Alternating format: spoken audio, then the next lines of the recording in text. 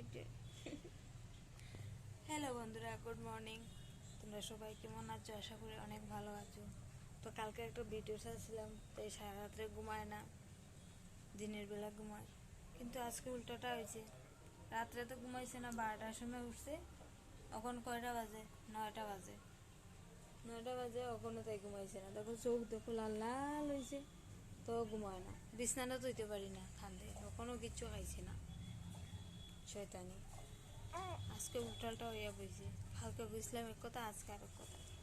9টা বাজে সরছে, কোনো ঘুমাইছে না।